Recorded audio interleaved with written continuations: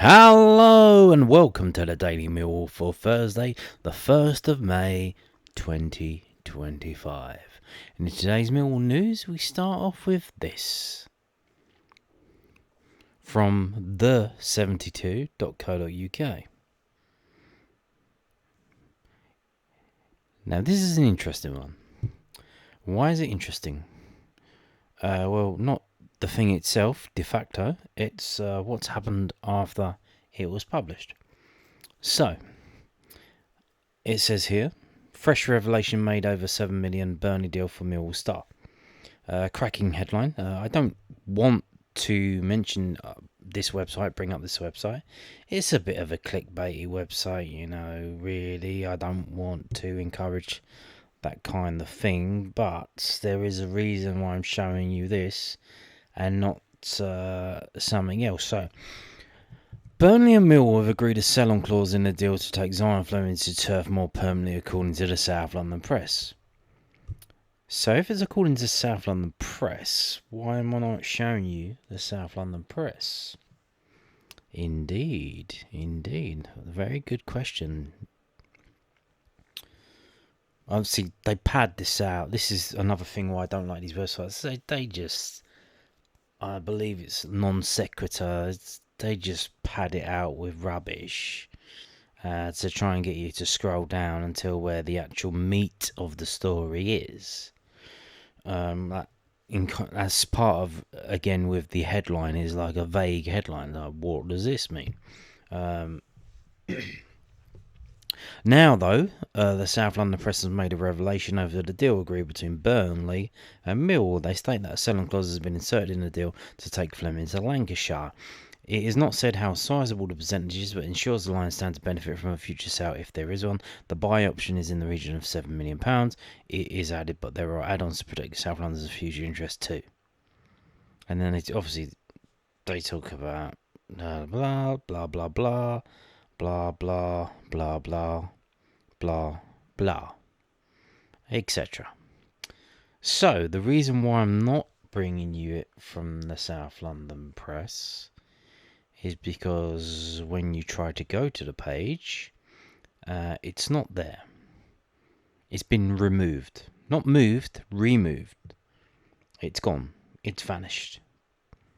Adios. Au revoir. Auf Wiedersehen. It's gone. Now, it's totally gone. You go to the sports section and try and find it. It's not there. So I didn't manage to read this morning, so I don't know what it said. But that's very weird. That's very interesting. That they would delete that. Why did they delete that? Did they get it wrong? Did somebody ask them to delete it? That is interesting. I don't know what that means, but yeah, that happened today. So now we're going to move on to this. From londonnewsonline.co.uk, which is the aforementioned South London Press. Alex Neil, I'll be more happy for Millwall fans and owner James Berylson if we can make the playoffs a reality. Millwall head coach Alex Neil has revealed his thoughts will be about other people like owner James Berylson, his squad and the fan base, that's you guys, if the South Londoners make the Championship playoffs. The Lions need to inflict a first home Championship loss of the season on Burnley at Turf Moor on Saturday and hope other results go their way. If Bristol City or Coventry were to be defeated, then that would then guarantee a top 6 finish. One bookmaker has Millwall as 30-1 for promotion. What are the odds to get in the playoffs, though?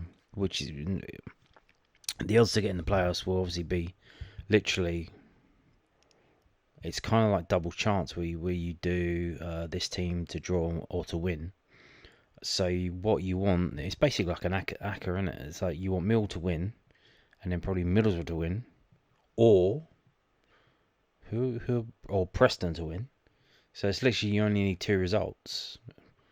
So if you go, I think we're like 5-1, 7-1 to beat Burnley tomorrow on Saturday, which is quite large. Obviously, we do need to win that game. And then you add in the other result, which will probably be at least, well, at most, probably like 3-1. Obviously, the Coventry Middlesbrough result will probably be a lot lower than that. In fact, we don't even need them. No, we do need them. Yeah, we do need them to lose.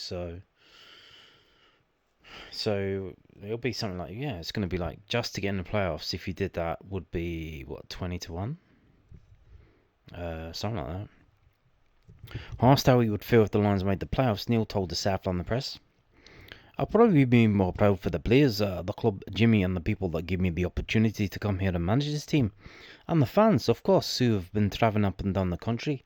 In the first month, I think we did 3,000 miles, and that's a lot of expenditure, time, and sacrifice that people have to make to come and follow us. I don't overly think of myself, it's more everybody else, and I'm just here to help everybody and to try and get us there if we can." Obviously, I think when he's talking about 3,000 miles, he's talking about the team in terms of going to the games. Obviously, the fans have to go to the games. That doesn't include himself. He still lives up in Preston. He's staying, you assume, in the flat that Mill own in Canary Wharf. Or, I don't know if they own it or they have access to it. It belongs to one of the directors. So, he's got does extra travelling as well, and a lot of the players as well. So, there you go. Neil succeeded Neil Harris as head coach at the end of 2024. Harris was at the helm when Burnley lost 1-0 at the Den the last time they had been bested in the Championship. The Scottish boss asked if that carries any significance and said, "It's completely different, based off the context of the game. It's the last game of the season, so there are nerves for every team, and they'll have got the opportunity to win the league, and we've got an opportunity to potentially get in the playoffs. They've not lost at home all season. They've conceded 7 goals at home all season, and I think they've kept something like 30 clean sheets, which is ridiculous. And I said it 10 games ago, if we're going to do it, we're going to do it the hard way, and I don't think it gets much harder than going to Burnley and trying to win. Our players won't care what Burnley are playing for. All our players will be doing is looking at what we want to achieve. Neil will not be checking scores elsewhere. The simple fact is we need to win a game, and that's the best case for a number of games now. What happens elsewhere, I can't control that. We can't control what our scoreline looks like. We've been up against it, people count us out, and that's probably when we're at our best." Yeah, I've done it a number of times. Yeah, and that's the thing. When you think the team's going to lose, or you predicted that the team's going to lose, when they win, it's fantastic, because you genuinely believe that they were going to lose. It's like, wow, my God, that's insane. So this is from the southernnews.co.uk. Millwall boss on what will be really important in the Burnley clash. Is this the same? No, it's not. Alex Neil believes scoring first will be really important in Mill's clash with Burnley this Saturday, May the 3rd. After what he's just said, I think scoring at all will be really important. So, yeah. Also, scoring first kind of implies that there's going to be more than one goal, that we score, they score, and then we score again. Now, obviously, last day of the season, games can be a bit mad, but that would be very mad given what they've done. So the Lions head to Turf Moor this weekend, needing a win to stand the chance of making the playoffs, and they face a formidable opponent. The Clarets are unbeaten at home this season, have not lost a game since they were beaten 1-0 by Millwall at the Den on November the 3rd. Neil says his approach to the tie will be no different than in recent matches. We approach it like we've done it, like we've always done, Neil said. We try and go on to try and win the game. And we make sure that defensively we're solid, we carry a threat, and we need to make sure we counteract the bits that we know they're going to be good and strong at. Try and get the first goal. I think the first goal in this game is going to be really important for both teams. Let's make sure that in the game we've got an opportunity to win it. It's not changed for us in the last 10 matches, so I'll approach it with the exact same in terms of our mindset. Yeah, so it seems he has a plan, which is very good. Very good. Now, from the southernnews.co.uk, who obviously they publish on a Thursday. If you see it in the shop, pick up a copy.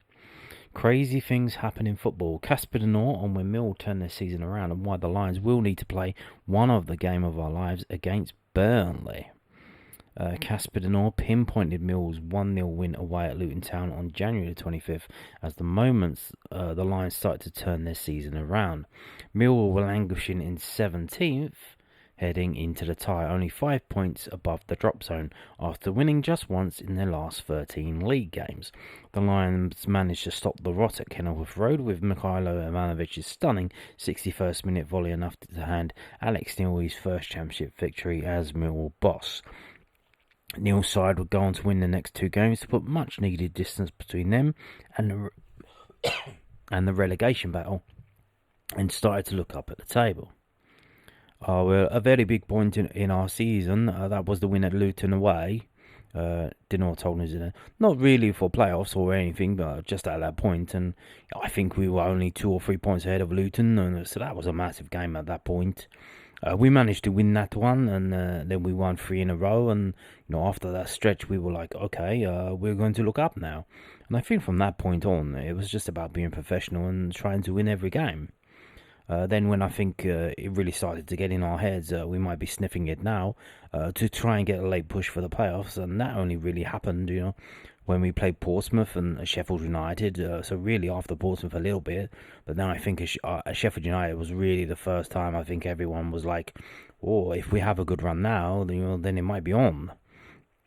Then obviously we beat Middlesbrough, and then I think everyone starts to believe it, and also the fans after Sheffield United were more believing, because that was a crucial one, and we won that one. Mill have gone from strength to strength since late January, winning 11 of their last 18 games to draw level 1 points with 6th place Coventry City, who are ahead on goal difference. De Norre credits his side for continuing to grind out results. If you would have told us like 2 months ago that we would be, before the last game, on the same points as the 6th place team, I think everyone would have said no. But crazy things happen in football, and I think it's also quite good that we never gave up, and we are always took everything very seriously, and we've just been performing really well lately, and getting in those wins, and it's always just a mad competition. If you look down at the bottom teams, they all started winning. The Lions have also benefited from other sides faltering. Mill's 4-1 loss to Blackburn Rovers on April the 18th looked to have all but ended their playoff hopes, with 6th place Coventry City winning on the same day to extend the gap between Mill and the top 6 to 6 points. However, 3 days later, the Lions bounced back to beat Norwich City 3-1 at the 10, while results around the country went their way. Coventry, Middlesbrough and West Bromwich Albion all lost, as Millwall reduced the gap back to 3 points. The Sky Blues and the Baggies were losing at half-time. In fact, Neil revealed his plays in the dressing room during the interval. I think it gives you a little bit of a boost, because we were leading at that point. We were like, if we can just keep this, then there might be a chance we do a really good job on that day. And I think especially, during half-time of the Norwich game, it was a real confidence boost, because at that point, the gap was still like a little bit bigger. So I was like, this is our chance to get back into it, because I think probably after the Blackburn game, it was a little bit like, it might be difficult now. But then all of a sudden, 3 days later, it's back on again. And I think that was a boost, because when we came out against Norwich, and the second half was a really good performance, and I think in everyone's head, the message before we went out was the extra 5%. And it was not like we were talking about it, but it was just for everyone probably in their own heads. Mill head to second place Burnley for the final game of the season this Saturday, needing to beat the Clarets to have any chance of making the playoffs. When asked how he's feeling ahead of the game, De Norre said, "Oh, good actually, we have only one choice, and that's to try and go and win there. And it's quite clear, we can only gain something, and there's nothing to lose for us. We're 7th, so if we lose, we'll probably still be 7th, or 8th or 9th. But if we win, then we might still be 7th. But there's only things to gain, really, and we have to win. And that makes it quite clear, what we have to do." It also takes a little bit of the pressure away, really, because, Burnley are a good team. They've only conceded 7 goals at home. We'll also need a little bit of luck, from the other games as well, and we'll probably need a little bit of luck ourselves against Burnley, and we will also need to play one of the games of our lives. It will be a nice challenge, of course, if you can go to a team that's already promoted and to try and play for the playoffs, and I think that's a nice challenge, and it's what you want as a football player. Indeed. Well said, Casper. Well said. So, now, I'm mentioning it again. I keep mentioning it. I don't know if you're annoyed by it, but I keep mentioning it. The under-21s are playing tomorrow, and we've got the preview from millfc.co.uk. Final game of the season, final home game of the season. It's being played at the Den. It's a 2 p.m. kickoff tomorrow in the heat. Heat. Although, I believe it should be a bit cooler because of the wind. It's going to get a bit windy, so it won't be as mad as it was today. Today was the zenith of the heat wave that we've currently going through.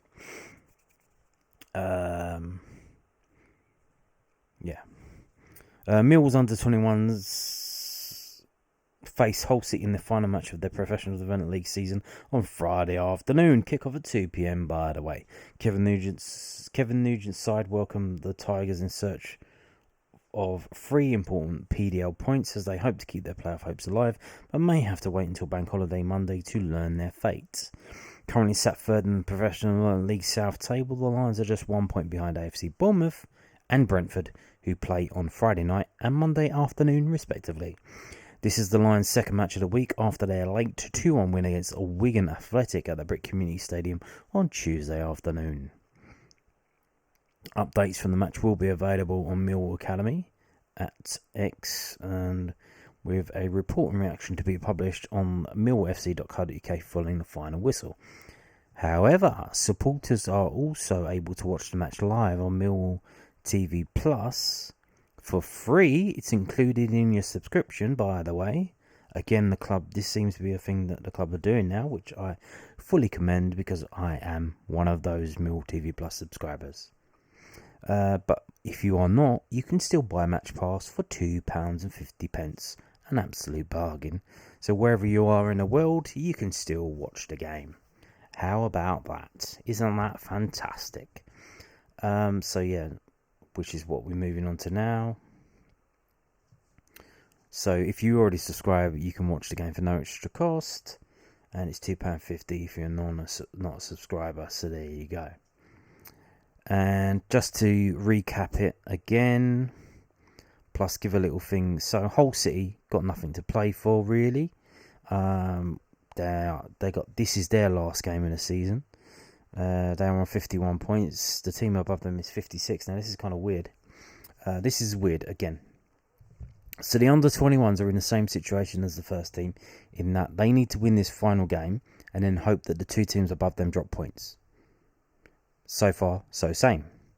However, guess the 2 teams that are in the Northern Division that will be into the playoff for the national competition are Burnley and Sheffield United.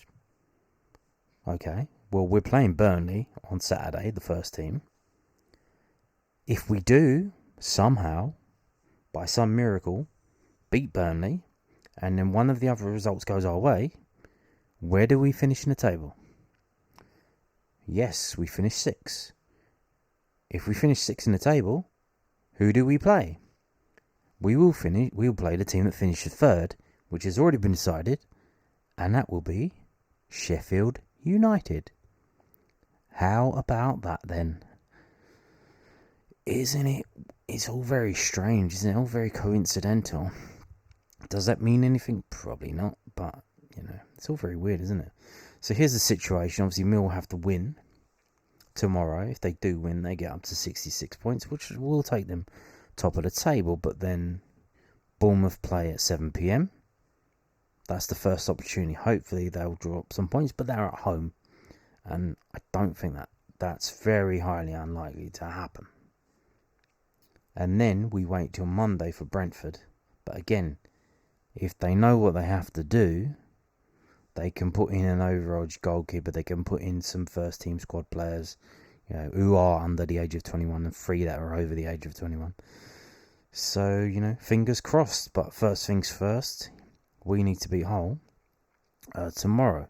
Now, obviously, that's the bigger picture, but the smaller picture, if we look at Hull City, just to show you,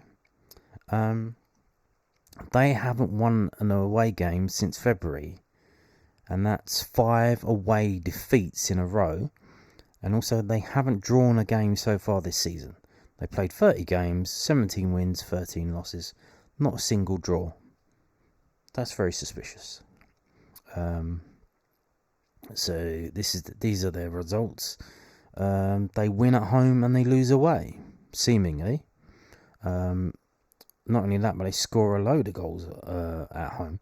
Obviously, Hull City, it is northeastern, so they have quite a long way to travel to some places. But, they go away to Barnsley. Barnsley's not that far. In fact, their last away win did come at Sheffield Wednesday, but they won that 4-3, so they still conceded 3 goals. But, look, they have to travel to Swansea. Obviously, some of these games, they kick off at like 1 o'clock in the afternoon. So I would imagine that Hull City, I don't think that they're putting the under-21s up in a hotel overnight. Certainly not. So these players probably have to get on a coach at like 4 a.m. Stupid, like some crazy thing like that, you know what I mean? To go over to Swansea, to go over to Bristol. So this is probably why they're losing. But then even when they go just down the road to Barnsley, they're losing 1-0. And then over the Pennines to Wigan, and they're losing 2-0. So they lost to Wigan 2-0, and Millwall just beat Wigan 2-1 at Wigan. So it's no means a fait accompli, but you should fancy Mill's chances if the Mill that we've seen so far this season and last season and the season before, the spirit that they have, the performances they've been putting in, if they just keep on keeping on and do what they usually do, it should be a win. So let's hope for that. Now we're going to move on to this, and this will see out the video today. I don't know what this means. Maybe it's important, maybe it's not. Can someone find out and let us know? Maybe that Kieran Maguire, I don't know. So this is from EFL.com. It's actually put out yesterday, I believe. So EFL statement: changes to Championship profit and sustainability rules approved at EGM. So it's an EGM, not an AGM. So this seemed to be a pressing matter that they needed to do something about. And that may have been because there was a lot of clubs that were gonna fall foul of the rules because the rules was too strict. And so in order not to have that happen, which would have been highly embarrassing if you have like 20 or 30 to 72 clubs on the naughty step, and then you look at the league table and it says literally you've got a league table and next to it you've got another league table of how many points has been deducted from each team for all the things that they've done off the field. So this team 2 points, this team 3 points, this team 1 point, etc., etc. It would have been really bizarre, really odd, and highly embarrassing. So I don't know if that's the reason why, but so this is from 25-26 season to address the transition of clubs between the EFL and the Premier League. As is currently the case, all clubs will still be required to file an estimated P&S calculation in March for the current season and the 2 immediately preceding seasons, irrespective of whether the club was in EFL or not for all or part of that time.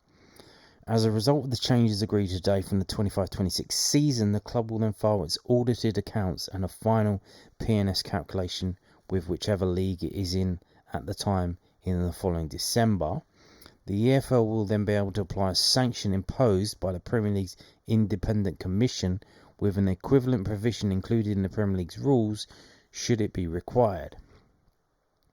When the EFL receives the estimated P&S calculation in March, it can still take preemptive action if a club is forecasting a breach, which can be in the form of a business plan or requiring player sales once the transfer window opens in June.